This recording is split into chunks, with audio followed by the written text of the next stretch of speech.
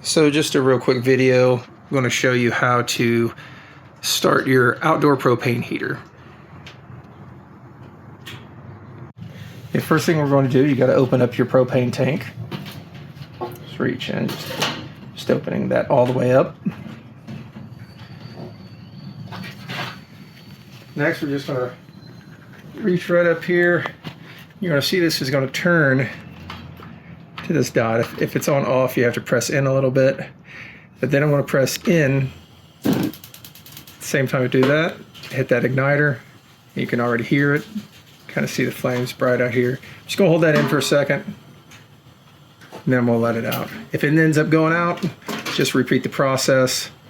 Right over here, press in. At the same time you hit your igniter, let it start. And of course, if you want to turn it off, if here's your off, it won't turn until you press in. There you go.